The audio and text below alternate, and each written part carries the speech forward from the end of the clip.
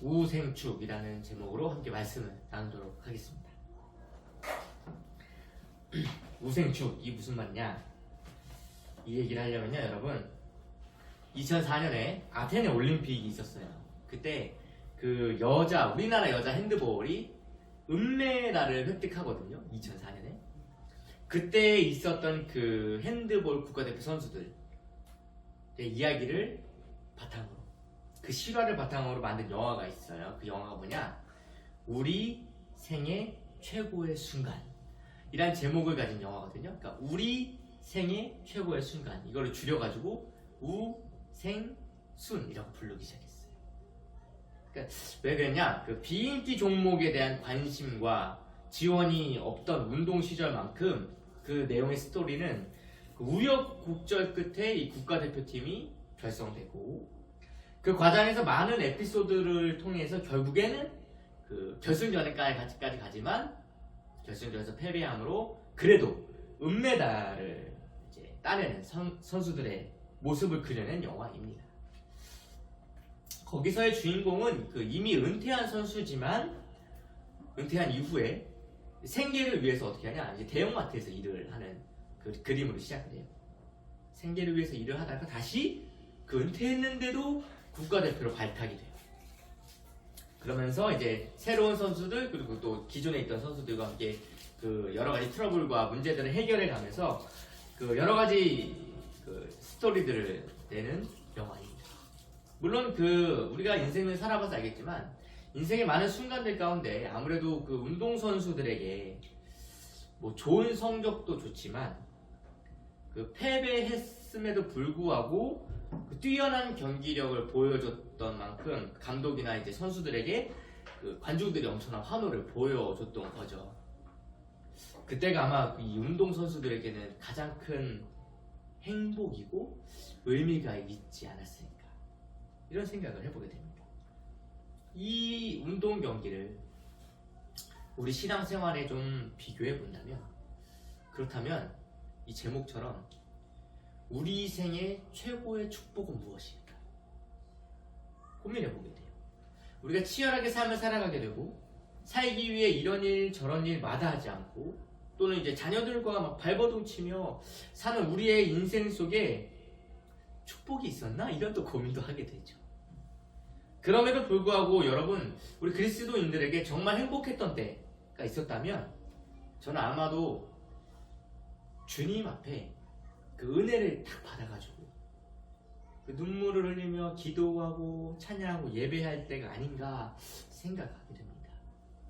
여러분, 그 정말 그때만큼은 그 세상의 고민이 사라지고 나와 이게 주님과 딱 단둘이 있는 그 듯한 느낌을 받고, 주님이 주신 그 은혜에 그 세상 모든 고민들이 떠나가고, 아, 영원히 이렇게 그냥 하나님 앞에서 예배하면서만 살고 싶다라고 생각한 만큼 막 자유를 얻고 평안을 얻지 않습니까? 아마 모든 성도분들이 아마 한 번쯤은 그런 경험이 있었기 때문에 지금 이 자리에서 우리가 함께 모여서 예배하고 있는 줄로 믿어요. 우리는 오늘 함께 읽은 본문이 그 솔로몬이 어떤 축복을 받았는지에 대한 그 본문 내용입니다. 이걸 가지고 우리가 함께 말씀을 나누려고 해요. 간절히 바라기는 우리가 오늘 제목처럼 우리 생애 최고의 축복을 이 오늘 말씀을 통해서 깨닫기를 소망합니다.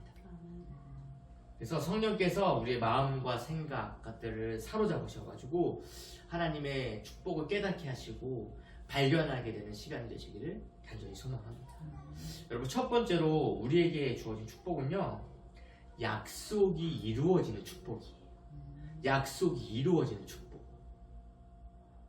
솔로몬이 누린 축복을 요약해보자면 여러분 다음과 같이 정리해볼 수 있습니다. 이제 어떻게 요약을 할 수 있냐? 첫 번째는 이제 부족함이 없는 물질의 축복을 누렸고, 또 한 가지는 그 이스라엘 역사의 가장 넓은 영토를 다스리는 축복이 있었어요.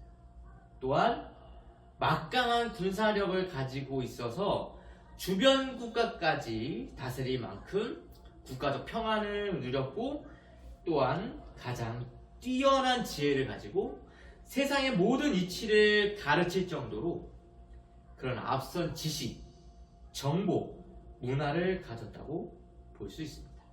그러니까 지금으로 따지면 지금 솔로몬이 통치한 그 시기에 이스라엘은 아마 가장 좋은 최첨단 기술을 솔로몬을 통해 가지고 있었다라고 봐도 과언이 아니다라고 할 수 있죠. 그러니까 어느 나라도 따라갈 수 없을 만큼 가장 번성한 시기를 오늘 본문을 통해서 보여주고 있어요. 도대체 이런 축복을 어떻게 받을 수 있었을까? 아마 이 열왕기상을 지금 읽고 있는 우리가 아니라 원래 첫 번째 독자, 그러니까 이스라엘 백성들. 어떤 백성들이라고요? 나라가 망하고 포로기에 있는 이스라엘 백성들이 이 부분을 읽으면서 400년 전에, 약 400년 정도 전에 우리가 원래 있었던 이스라엘이라는 나라가 이 정도로 번영했었대. 정말 대단하다라고 느낄 만큼 이 솔로몬의 번영과 축복에 대해 오늘은 아주 자세하게 그리고 명확하게 기록하고 있어요. 근데 이 저자가 솔로몬의 번영과 이 축복에 대한 설명을 할 때 반복적으로 사용하는 수식어가 첫 번째 나와요. 우리 함께 읽어서 알겠지만 그것은 뭐냐? 바닷가의 모래같이라는 수식어를 사용합니다. 인구에 대한 표현을 사용할 때도 사용했고요. 그 뒤에 또 한 번 하나님으로부터 받은 지혜를 표현할 때 이 수식어를 사용했어요. 이 수식어를 사용했다는 것은 저는 저자가 분명한 의도가 있었다라는 것을 보이게 되는 거죠.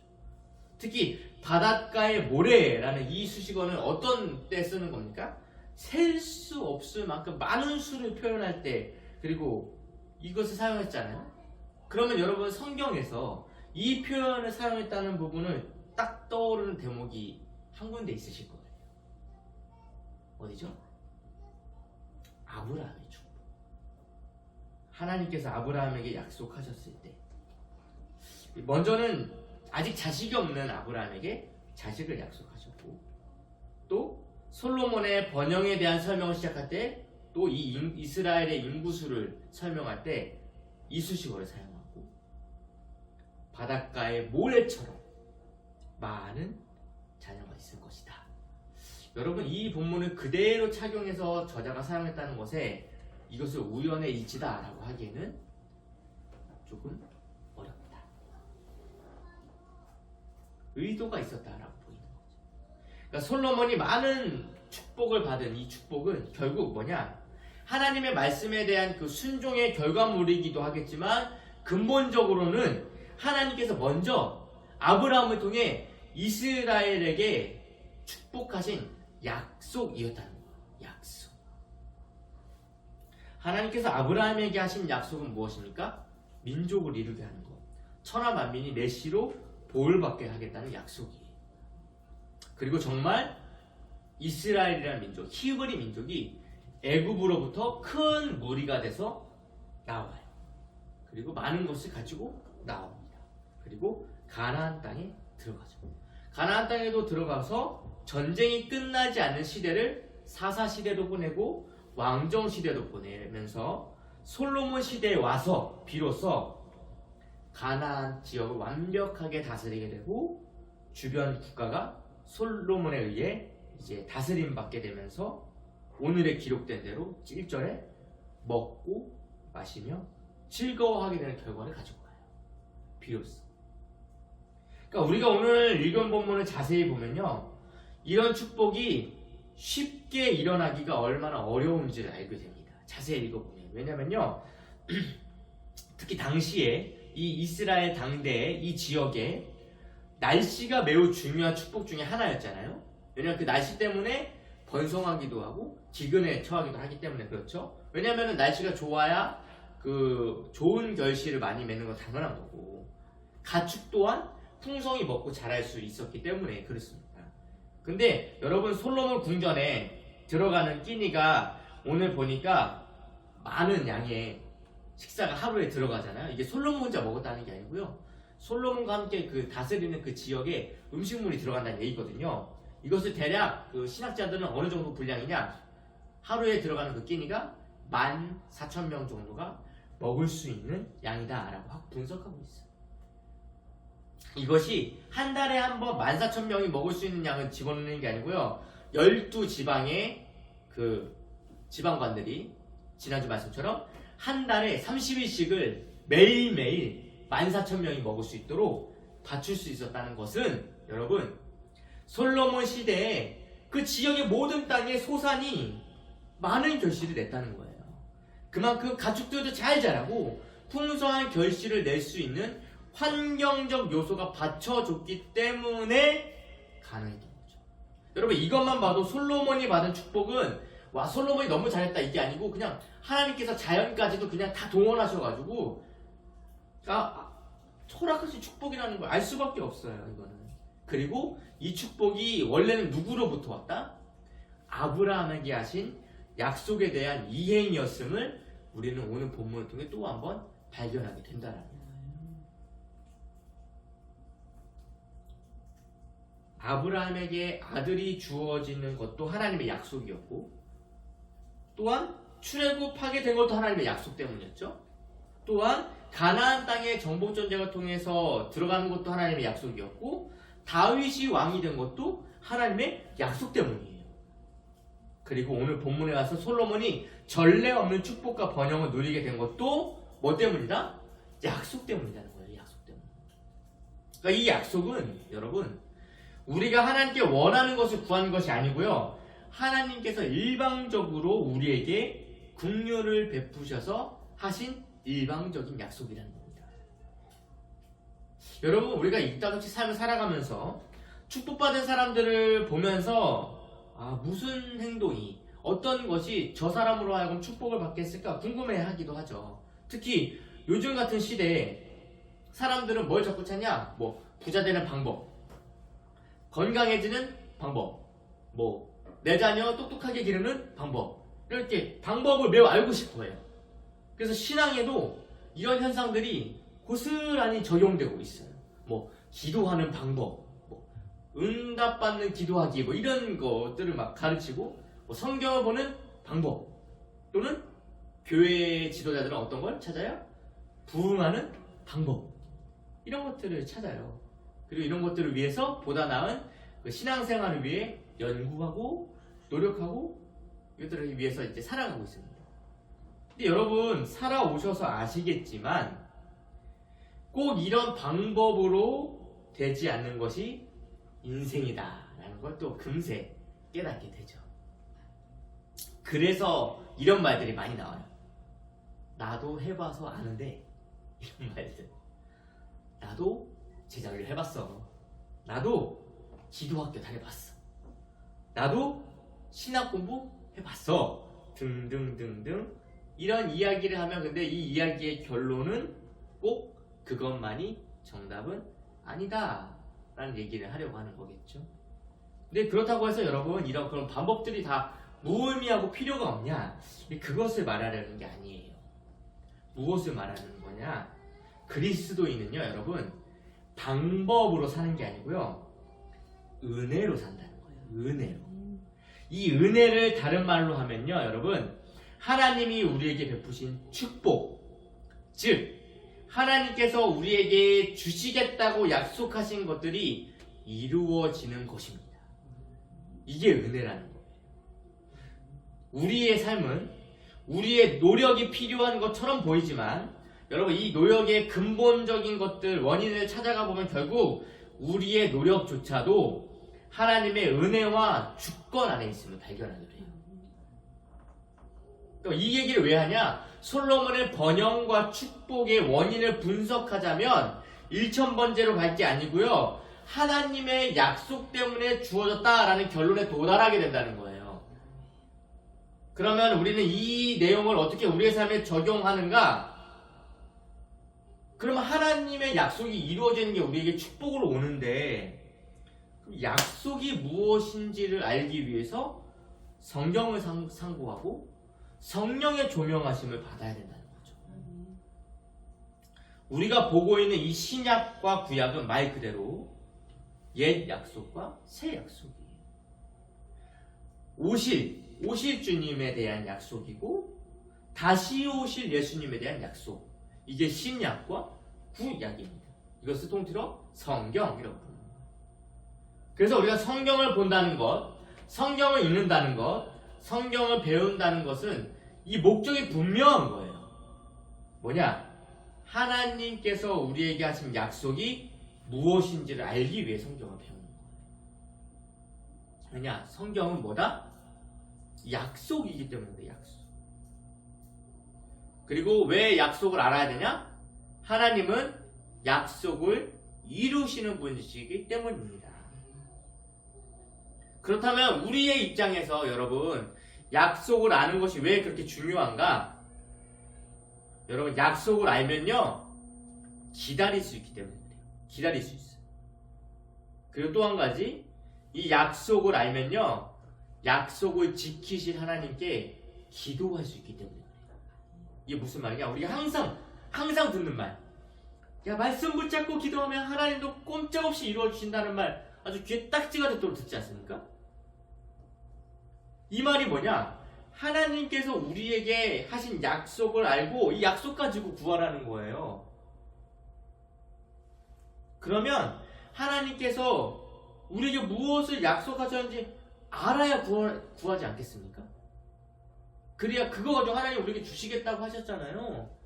그래야 하나님 응답하시죠. 그래서 우리가 계속 성경을 상고해야 된다. 말씀을 묵상해야 된다. 성경을 배워야 된다. 알아야 된다라고 수없이 강조하는 이유는요, 우리의 지식이 넓어져가지고 이단에게 빠지지 않게 우리의 신앙을 보호하기 위해 아니에요. 여기에 목적은 뭐냐면요, 하나님이 우리에게 하신 약속을 아는 데 있는 거예요. 그게 우리의 신앙을 흔들리지 않게 붙잡기 때문에 그래요. 성도 여러분, 말씀을 듣고 볼 때마다 하나님께서 우리에게 하신 약속이 무엇인지 깨닫는 은혜가 임하길 소망합니다. 그리고 그 약속을 여러분, 나의 약속으로 받아가지고 이것 붙잡고 기도할 때 역사하시는 하나님을 만나게 되는 줄로 믿습니다. 두 번째 축복, 세상이 줄 수 없는 축복입니다. 세상이 줄 수 없는 축복.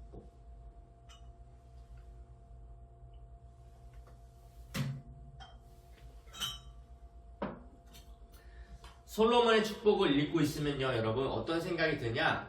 마치 천국이 이런 곳이 아닌가라는 생각을 하게 해요. 여러분, 이스라엘이 가나안을 얻기 위해서 전쟁을 끊임없이 하잖아요.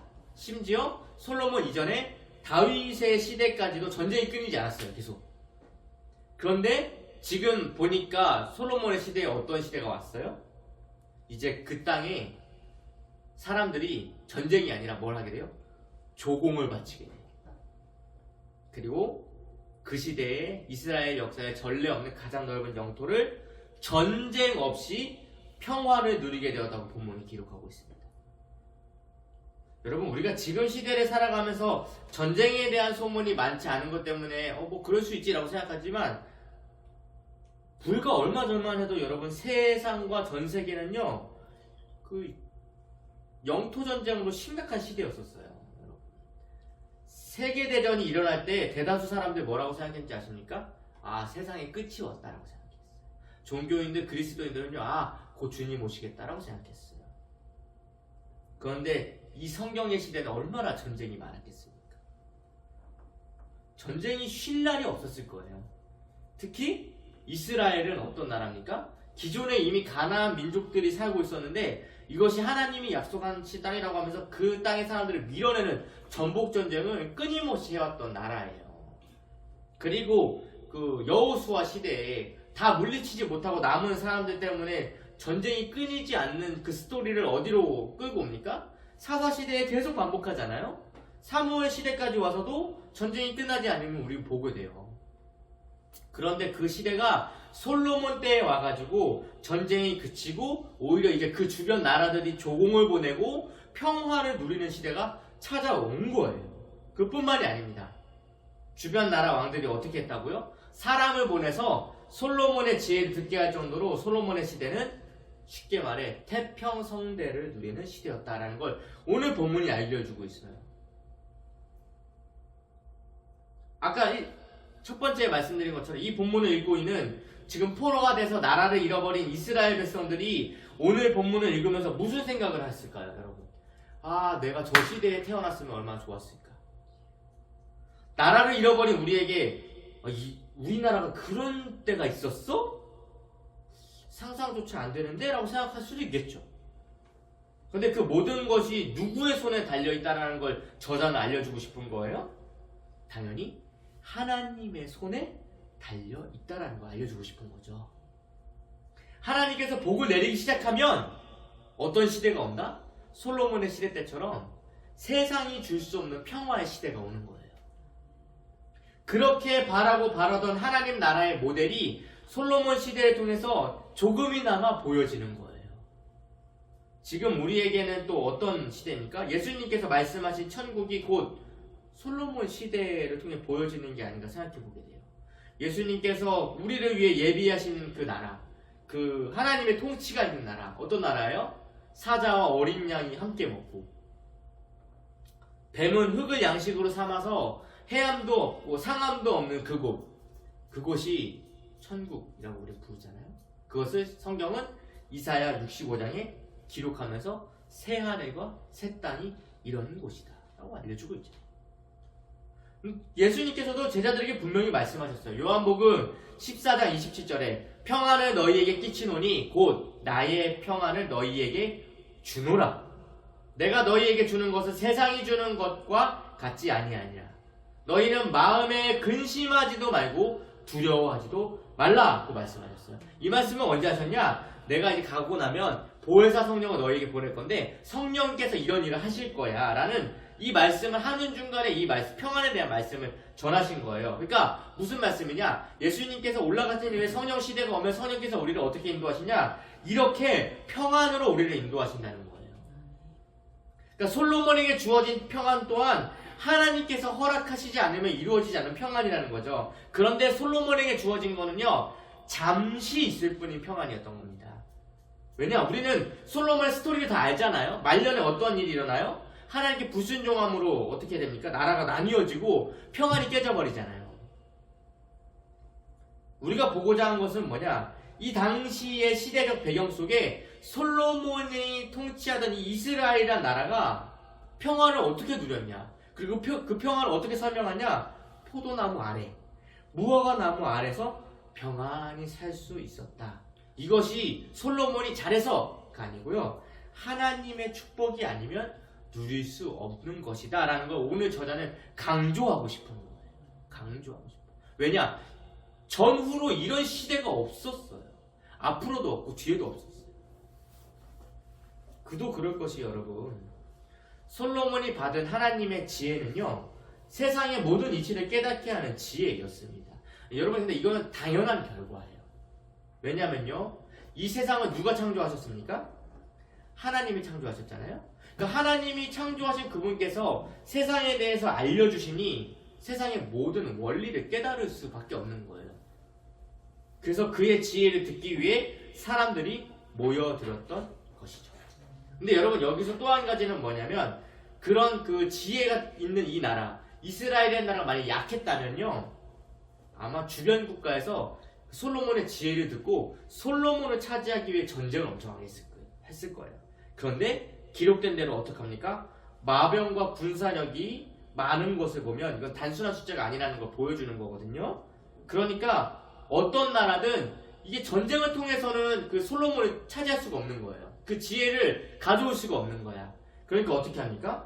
화친에 메어져서 그가 가진 지혜를 배우고자 했던 겁니다. 사람을 자꾸 보낸 거죠. 잠언을 3000가지나 말하고 노래를 1005편이나 지었으며, 그 백향목은요, 여러분 40m까지 자라는 나무거든요. 이게 무슨 말이냐? 40m까지 자라는 백향목에서부터 시작해서 그 작은 돌담에서 자라는 우수초까지, 그러니까 거의 모든 식물, 그리고 모든 짐승, 새, 동물, 물고기까지 모든 것을 알려줄 수 있는 지혜가 솔로몬 안에 있었다. 이걸 얘기해 줍니다. 성도 여러분, 이게 무슨 말이냐? 여러분, 우리도 지금 이 많은 정보를 얻고 지식을 갖기 위해서 그 비싼 지역에 이사 가기도 하고요, 고액 과외도 시키기도 하고요, 가능하면 어떻게 합니까? 유학도 보내요. 더 좋은 학교로. 뭘 위해서? 그 지식, 그 지혜, 그 정보를 알기 위해서. 이게 우리나라의 현실이잖아요. 지금도. 그런데 솔로몬 시대는 오죽했겠습니까? 주변 국가 왕들이 보낼 수 있는 귀한 것들은 다 가지고 보내가서 솔로몬에게 지혜를 듣고 배워오라고 사람들을 보냈던 거예요. 그러니 솔로몬의 나라는 어떻게 합니까? 더 부강해질 수밖에 없는 거죠. 하나님이 주신 지혜로 세상이 줄 수 없는 태평성대를 누린 게 솔로몬입니다. 그리고 우린 그 솔로몬에게 지혜를 주신 하나님의 말씀을 듣고 보고 배우고 있는 사람들. 여러분, 하나님께서 주시는 평안은 세상이 줄 수 없는 평안입니다. 그거를 예수님께서 어떻게 보여주셨어요? 폭풍 속에서도 잠을 주무시는 예수님. 거센 파도가 몰아치는 갈릴리 호수를 걸어서, 물리를 걸어서 제자들에게 가신 예수님. 그냥 평평한 호수가 아니었어요. 왠지 아세요? 베드로가 주변에 파도 치는 걸 보고 두려워서 빠졌잖아요. 그러니까 파도는 막 치는 거예요. 근데 예수님은 어떻게 해요? 그 위를 걸어서 제자들에게 가는 모습을 보여주신 거죠. 이 말은 다른 말로 하면요, 여러분, 예수님의 삶에는요, 파도가 없는 삶이 아니었어요. 예수님의 삶에는요, 먹을 것이 항상 많아가지고 걱정 없는 삶이 아니었어요. 예수님은 어떤 분이시냐면요, 파도 속에서도 잠잠히 잘 수 있는 평안의 주인이시고, 바람과 파도를 잠잠케 명령하실 수 있는 분이시고, 보리떡 5개와 물고기 2마리로 5,000명을 먹일 수 있는 그 물질의 주인이신 거예요. 그러니 평안을 가지신 평화의 왕이신 거죠. 즉 예수 안에 있는 축복은 세상이 빼앗을 수도 없는 축복이라는 겁니다. 예수님께서 성령이 우리를 인도하기 시작하면 이렇게 얘기하시잖아요. 세상이 너희를 감당할 수 없을 것이다. 그러니 어떻게 해라? 두려워 말고 근심하지 말라라고 말씀하신 거예요. 성도 여러분, 솔로몬이 누린 이 평화와 평안은 지금 우리에게는 동일하게 어떻게 주어지냐? 그리스도 안에서 주어지는 걸로 믿습니다. 그러니까 그리스도 안에 이 축복을 누리시는 그 은혜가 있기를 소망해요. 여러분, 삶의 어려움, 해결되지 않는 문제, 막혀있는 듯한 그런 답답함들이 올해 안에 있으십니까? 그러면 우리는 어떻게 해야 돼요? 그리스도의 이름으로 기도해야죠. 그러니까 문제 해결은 그 세상에 있는 게 아니에요. 세상 자체가 문제예요, 여러분. 여기에 해결은 누구에게 있냐? 그리스도께 있는 거. 우리 주님은 갇힌 자를 자유케 하시고, 눌린 자를 풀어주시고, 가난한 자를 부욕케 하시는 그런 하나님의 역사가 일어나는 줄로 믿습니다. 그래서 여러분, 폭풍 속에서도 평안을 주시는 그 성령의 축복을 여러분 성도들의 삶 가운데 누리시기를 간절히 소망합니다. 세 번째로 주어진 축복은요, 영원히 누리는 축복이에요. 영원히 누리는 축복. 영원히 누리는 축복. 그 솔로몬의 축복을 보고 있으면 천국의 모습을 보여주는 듯한 그 시대, 사실 우리도 바라고 있는 축복 아닙니까? 그런 축복. 먹을 것 걱정 없고, 그 누군가 우리 것을 빼앗을 것에 대한 침략의 걱정도 없고, 그리고 또 세상에서 가장 뛰어난 지혜를 가지고 살아가는 그 솔로몬의 시대, 우리 인생에도 이런 날이 오기를 여러분 소망하는 줄로 믿습니다. 돈 걱정 없이 살 수 있고, 가격표 안 보고 주문할 수 있고, 이런 것들 원하는 거 아니에요, 여러분? 누군가 나의 것을 빼앗을 걱정 없이 그냥 편안하게 잠들고, 내일 걱정 몰라, 내일 해, 그러면서 잘 쓸 수 있는 그런 인생. 응? 그리고 누군가 내가 가진 이 기술을 배우기 위해서 막 서로 앞다투어가지고 막 나에게 가르쳐 주십시오, 막 이것도 주고 저것도 주고 하는 그런 삶. 더 이상 부러울 것이 없는 인생.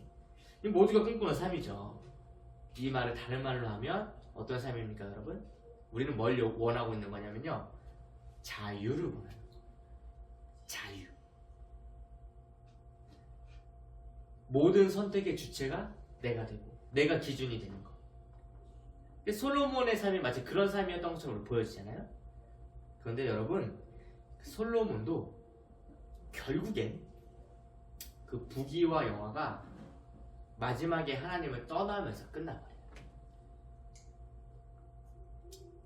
결국은 그가 쌓은 솔로몬 성전도 무너지고 이스라엘이라는 나라는 어떻게 됩니까?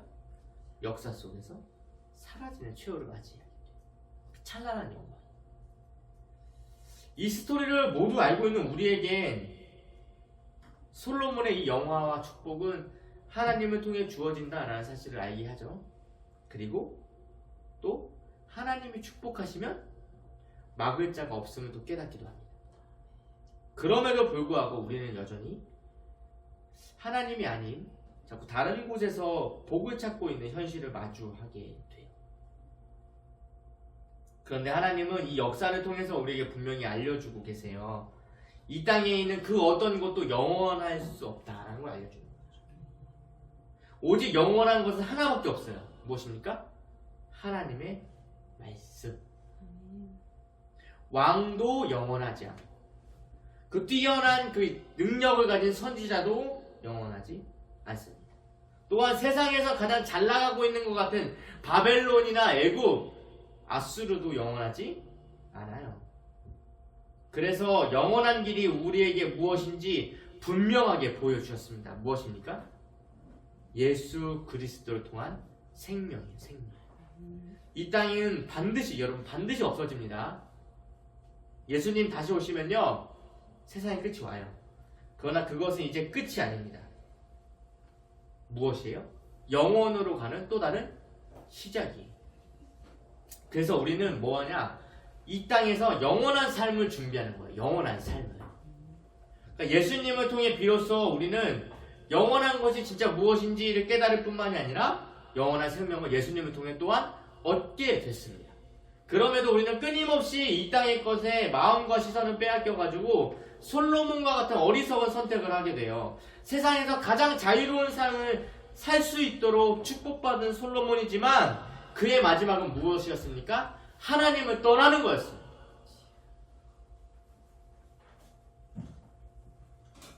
우리 생각에 그 모든 것이 주어졌는데 왜 하나님을 떠나? 근데 그의 마지막은 떠났다고. 근데 예수님께서 우리에게 주신 이 영원한 축복은 아까도 말씀드렸지만 우리가 그렇게 갈구하는 무엇입니까? 자유예요. 자유. 죄에서 자유. 사망에서 영원한 생명으로 옮겨지는 죽음으로부터의 자유. 또 어떤 자유입니까? 더 이상 세상의 것에 매이지 않는 자유. 즉 주님이 이 땅에 오셔서 우리에게 열어주신 축복은요 자유예요. 돈 없으면 기도할 수 있잖아요. 몸이 아파도 기도할 수 있습니다. 해결할 수 없는 문제 앞에 기도할 수 있고요. 견딜 수 없는 어려움 속에서도 버틸 수 있는 힘을 달라고 간구할 수 있어요.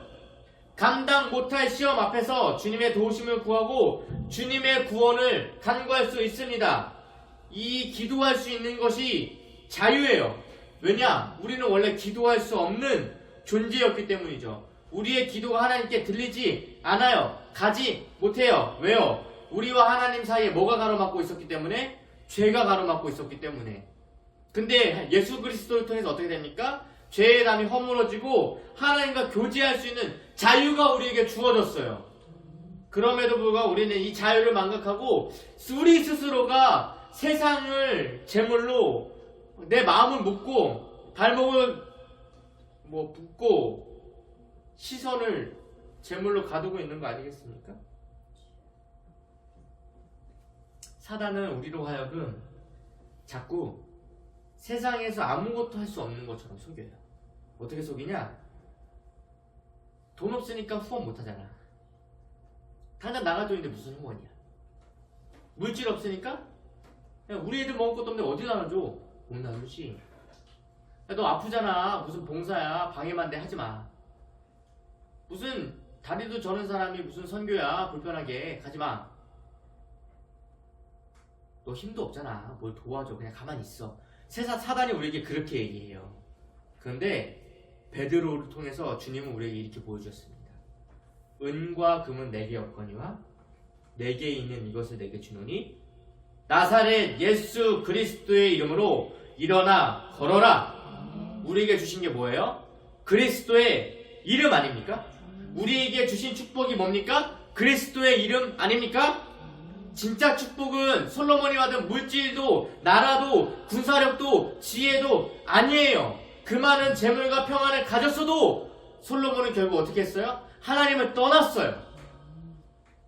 진짜 축복은 예수 그리스도라는 사실을 우리는 솔로몬의 이 축복과 번영의 내용을 통해서 배워야 돼요. 아니 이렇게 평안하고 이렇게 잘해줬는데 왜 하나님을 떠나지? 왜 그는 하나님을 떠났을까? 결국 이것은 우리로 하여금 영원한 것이 아니고 축복이 아니라는 걸 알려주는 거예요. 여러분 아직도 돈이 생기면 권력이 생기면 무엇이 있으면 내가 하나님을 좀 더 잘 믿을 거라고 좀 더 잘 섬길 수 있을 거라고 생각하셨다면 우리는 당장에 회개해야 합니다. 여러분 그 모든 것보다도 우리에게 무엇을 주셨어요? 예수 그리스도의 이름을 주셨는데 주님 왜 나에게 축복하지 않습니까? 라고 불평할 필요가 없어요. 여러분 매일매일 순간순간 쉬지 않고 예수 그리스도의 이름으로 선포하고 기도하고 간구해 보십시오. 여러분 저 사람 재정이 필요하답니다. 하나님 재정 보내주십시오. 나는 못 보냅니다. 난 없습니다. 나에게 주시던가 사랑을 붙이시던가 주님의 이름으로 기도합니다. 재정을 보내주십시오. 이렇게 할 수 있잖아요. 이게 진짜 기도 아닙니까? 내게 있는 것은 아무것도 없는데 은과 금은 없는데 내게 있는 건 예수 이름으로 일어나 걸어라 라고 했잖아요. 이걸 보여줬잖아요. 하나님의 역사를 볼 수 있습니다. 여러분 간절히 바라기는 우리 성도 여러분들은 솔로몬이 받은 그 축복을 구하기보다 영원히 누릴 수 있는 이 예수 그리스도의 이름으로 모든 이들을 복되게 하는 그 복의 근원으로 살아가시길 예수님의 이름으로 축복합니다. 말씀을 정리하겠습니다. 여러분 솔로몬의 영화를 보고 있으면 그 솔로몬의 부귀를 보고 있으면 한 번쯤 저런 인생을 살아보고 싶다는 소망이 들죠. 사실은 말씀의 제목처럼 우리 생애 최고의 축복이 솔로몬과 같았으면 좋겠다 이런 마음 들지 않습니까? 그러나 하나님은 솔로몬의 그 영화와 축복을 통해 진짜 복이 무엇인지 우리에게 다시 한번 알려주셨어요. 무엇이라고요? 진짜 축복은 하나님의 약속이 이루어지는 것이 축복이라는 것을 알게 하셨고 세상이 줄 수 없는 것이 하나님의 축복이라는 걸 알게 하셨어요. 더더욱 하나님의 축복은 잠깐 받고 끝날 게 아니라 어떤 것이어야 된다고요? 영원히 누릴 수 있는 축복이어야 하면 솔로몬의 이 축복과 영화를 통해서 우리가 좀 더 확고하고 정확하게 묵상하게 됩니다. 그렇다면 우리는 이제 어떻게 해야 됩니까? 우리에게 허락하신 이 최고의 축복 뭐죠? 예수 그리스도의 이름을 잊지 말고 사용해야 할 것입니다. 그러니까 우리 생애 최고의 축복은요 항상 우리 앞에 있었어요. 근데 우리가 입 밖으로 내지 않아서 그렇지. 예수 이름으로 명하노니 예수 이름으로 간구합니다. 예수 이름으로 구합니다. 예수 이름으로 선포합니다를 안 해서 그렇지. 주님 왜 안 주십니까? 주님 왜 나는 복을 못 받아요? 주님 왜 나에게는 없어요? 여러분 수많은 간증자들의 얘기를 들어보세요. 그들 뭐 했습니까? 주님의 이름으로 구합니다.